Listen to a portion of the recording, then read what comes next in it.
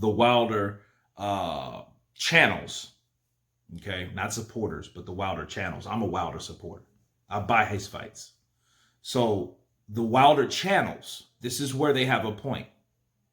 First off, where was Cotto Margarito? One. Not the second one, but the first one.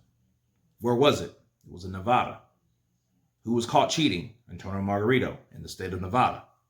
Okay, we got to be fair. This is not one of those channels where I'm just bashing Wilder. No, it's all about truth. Okay, the truth is Antonio Margarito was cheating. He was cheating up under the nose of Miguel Cotto. I believe that he cheated Miguel Cotto. Can I prove that he cheated? Did we find the shit in his hands at that day? No, we can't.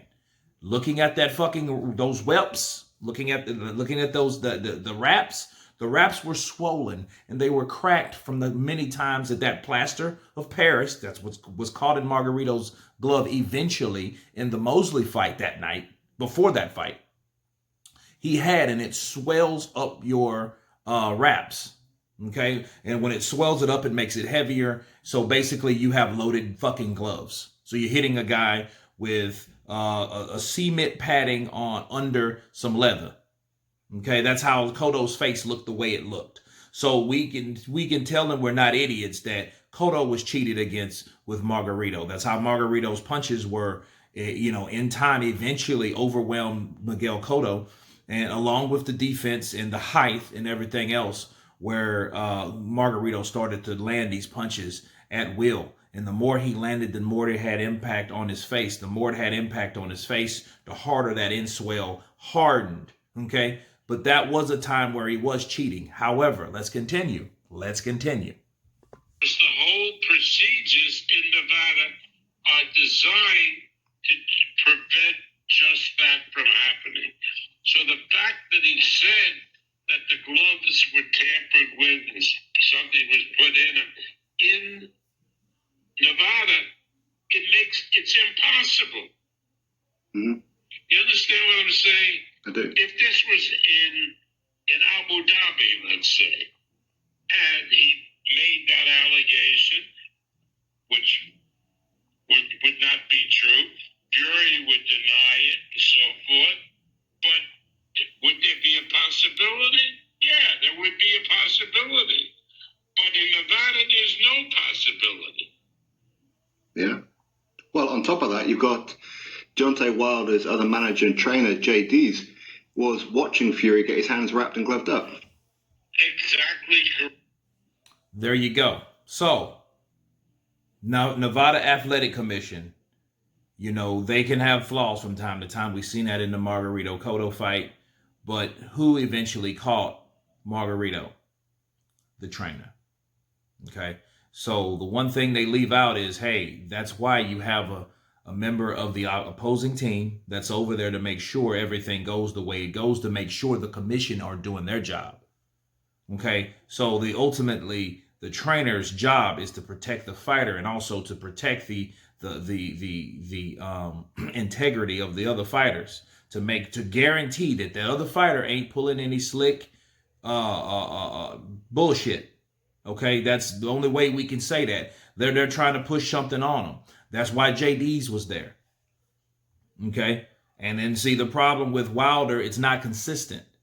Okay, you think Mark Breland spikes your water, which it doesn't make sense.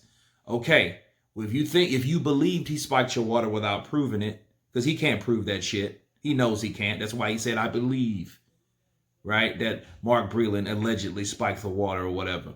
But you know that JD's was there. If you believe wholeheartedly that that Tyson Fury cheated you up under JD's nose, why would you still have JD's there? Why isn't this a case where, my whole team failed me?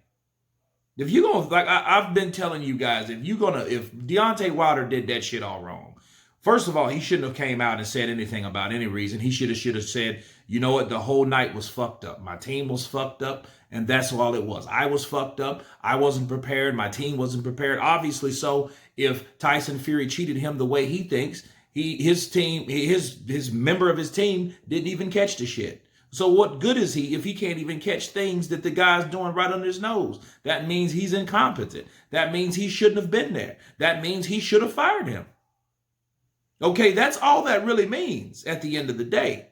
Okay, so what Bob Arum is saying, like, hey, well, the Nevada State Commission this, and you have these officials and all this and running around, this, that, and the other. Well, they've proved that, yeah, you can do some slick shit. That's why you have someone that knows how to wrap hands, how they supposed to be wrapped, what to look for, okay? What the glove's supposed to look like, what the glove's supposed to feel like once they're on the glove. He watched the whole thing, people. So that's just ridiculous. Okay. Now, as far as the mediation and all that goes, Bob Arum continues, hey, if they're going to do what they're going to do, let them do it.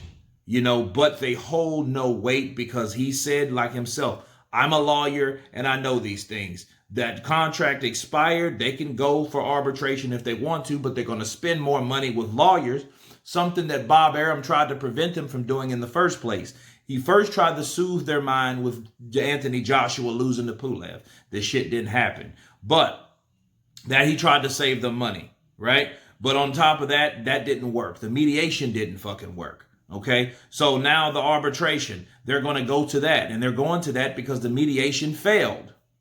Obviously, it wasn't successful if they're going to arbitration, right? So what does that tell you? That tells you that Deontay Wilder and his crew, they're trying to do whatever they possibly can to get a third fight or to get paid first. They need to get paid, right? They want some money because they were banking on that third fight. Because if Deontay Wilder decides not to fight again and he does go in there, gets the piss beat out of him by Tyson Fury, at least he would have had another paycheck to provide for his family.